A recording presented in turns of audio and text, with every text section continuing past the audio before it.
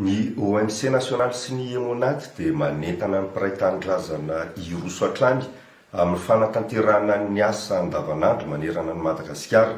Ny EMONAT dia mampatsiahy fa ireo toerana izay ahitana fiariana ara-toekarena sy famatsiana amin'ny zavatra ilaina andavanandro, ny toeram-pianarana, ny toeram-pitsaboana ary ireo toerana saripady dia arovana manokana mba tsy hisian'ny fanararaotana amin'ny fandrobana sy ny fanapotehana. Andraisana fepetra entitra ny fitangoronana izay midika ho fandikan-dalàna. Anisan'izany ireo mihevitra hitondra fitaovam-piadiana. Amin'ny alalan'izao fanambarana izao ny EMONAT dia manentana ny olom-pirenena tsara sitrapo anaraka ny toromarika mba tsy ho tonga amin'ny fandikan-dalàna amin'ny fanaovana amboletra fa hitandro hatrany kosa ny filaminana. Ny andron'ny 2 oktobra 2024 dia nisy ny fiaonana teo amin'ny solotenan'ny EMONAT sy ny mpanao gazety tamin'ny alalan'ny olafitra ny mpanao gazety malagasy sy ireo fikambanana mpanao gazety maro izay natao tetsy amin'ny Avorianosy. Nifanaraka ny rotonta fa samy hanao ezaka amin'ny fanarahana ny fifanarahana izay voarakitra ao amin'ny protocole d'accord entre les forces de défense et de sécurité et les journalistes tamin'ny septambra 2024 ary voasony tamin'ny 1 oktobra 2024. Ny EMONAT dia manamafy fa mijoro hatrany, mirahina, miaro ny vahoaka sy ny fananany ary miantso ny rehetra ho tony tsy ho voataona ao anatin'ny herisetra. Tsy noeritreretin'ny filoha Andry Rajoelina na ho tonga amin'izao zava-misy izao ny raharaham-pirenena eto Madagasikara ka antony mahatonga ny fahasarotan'ny fikarohana vahaolana manoloana ny olana izay mitranga ho ny jeneraly Misotro Ronono no sady efa minisitry ny asa vaventy tamin'ny fitondrana Didier Ratsiraka tsaranazy Jean-Emile Androany.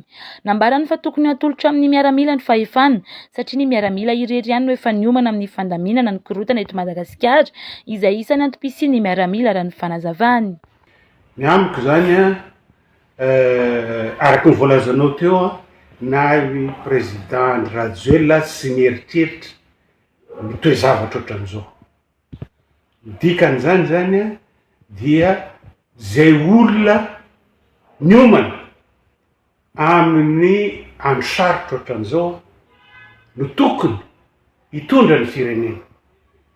Zay no antony mahatonga mitodika any amin'ny miaramila satria ny miaramila no niomana andamina ny firenena amin'ny androsarotra.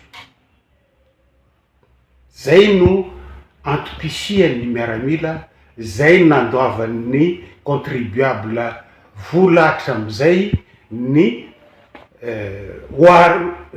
tandroko ary mivozona ny miaramila.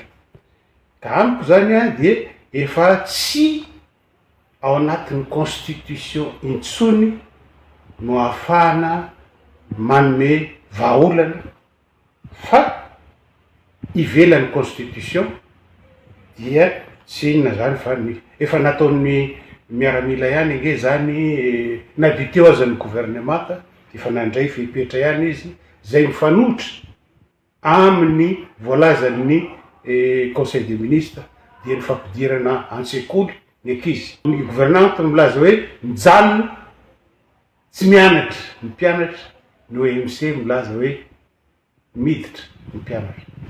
Efa makany ihany zany le fironan'ilay fitondrana am'izao. Ka ho zao hoe efa tsy mifandray intsony tadin-dokanga amin'ny fandraisan'ireo mpitondra fanjakana fanapa-kevitra amin'izao fotoana izao manoloana ny zava-misy araka ny andraikitra sany ny tsirairay hoy hatrany jeneraly Misotro Ronono tsaranazy Jean-Emile. Tokony hametra-pialana ireo manam-boninahitra manana dette morale amin'ny filoha Andry Rajoelina ao anatin'ny folo alin-dahy malagasy raha ny nambarany. Reo zoky nareo na zandrinay zay manana dette morale amin'ny président Andry Rajoelina dia tokony hametra-pialana am'izao. Zay manana dette morale rehetra ao anatin'ny folo alin-dahy dia tokony ahatsapa-tena fa tsy plasy mintsony ny eo amin'ny toerana misy azy amin'izao fotoana izao. Mifamadika ihany koa ny andraikitra eo amin'ny zandary sy ny miaramila amin'izao fotoana izao hiatrany jeneraly Mitsotso ronono Tsaranazy Jean Emile. Tokony ireo zandary mantsy no hanao ny asa any ambanivohitra ary ireo miaramila no hiomana amin'ny fametrahana paikady amin'izy krizoavy mba ahafahana mitondra vahaolana indrindra ao anatin'izao korontana eto amin'ny firenena izao. Ndra ny fanazavany. Ny fomba fampiasana ny hery ao amin'ny force dia mizara telo manokana ary fitambaran'izy telo dia natao hoe miatrika ihany fiarafasy. Ny miaramila zao a dia natao hiatrika ny any ivelany mba hiadanany ny vahoaka ato anatiny, mba tsy hampisy tebiteby. Izao zavatra zao zany a dia tokony krizy nataon'ny miaramila prévision. Gouverner c'est prévoir, nataony prévision hatrin'ela. Ny gendarme ndray a dia tokony hitodi-doha makany amin'ny tantsaha ny ambanivohitra fa tsy hitodi-doha aty amin'ny andrenivohitra. Koa zany dia matoa mitodi-doha aty amin'ny en ville ny gendarme dia mandositra ny adidiny any ambanivohitra. Ny polisy ndray a dia natao handamina ny ato anatin'ny renivohitra. Matoa zany a ny renivohitra no voakasiky ny korontana rehetrarehetra dia satria ny polisy izay natao handamina ny andrenivohitra no miamboho ny andrenivohitra. Taorian'ny fitarainana sy antsoavana ataony ho lavitra ny mpanao gazety sy ireo fikambanana mpanao gazety mijoro ara-dalàna mahakasika ny herisetra taona zandary eo anivon'ny exercice an'ireo mpanao gazety eny an-kianja manao ny asany dia niantso latabatra boribory androany ny teo anivon'ny imonady sy ho an'ny ho lavitra ny mpanao gazety mba ahafahana hiara-iasa sy hanatsara ny fiara-miasa eo amin'ny rotota. Manomboka izao koa zany dia hoe ho amafisina zany le hoe fifaneraserana hoe fifanakalozana vaovao a fifampizarana traikefa eo amin'ny mpitandron'ny filaminana sy ny mpanao gazety satria isika voahozona hiara-iasa ny mpanao gazety sy ny mpitandro filaminana zany rehetra zany dia ho amin'ny tombotsoan'ny firenena samy amin'ny tombotsoan'ny asany avy. Dia tsy tsara ny mety hoe isina fifandirana zany dia isy ny fiara-miasa bebe kokoa zany ho amin'ny fitandrovana ny haitsika.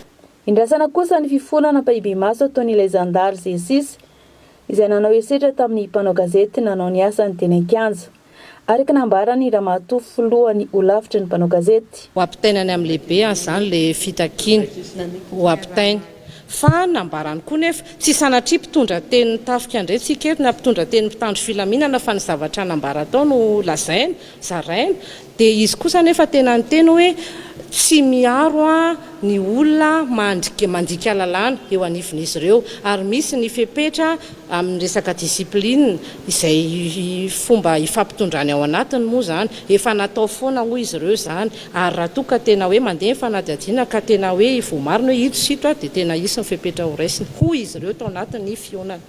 Hoentitra kosa ny ho lavitra ny mpanao gazety ho an'ireo olona misandoka mpanao gazety eny an-kianja izay manimba endrika ny asa fanaovan-gazety. Ny ordre des journalistes de Madagascar zany dia mampitandrina an'ireny olona mitady isy lokony ny asan'ny mpanao gazety reny fa andray fepetritsika misy lalàna fe zany misy ny fanasaziana misy ihany koa ny eny eo tsika mandray ny fepetra arakaraky ny tranga misy fa isika samysika eny an-kianja koa dia angaviana samy mba ifampijery an'ireny satria izahay moa zany tsy voatery hoe midina eny an-kianja misy fotoana ihany anaovana ny asa dia midina eny an-kianja fa rehefa le samy eny dia mba isika no fampiaro amin'ny asantsika.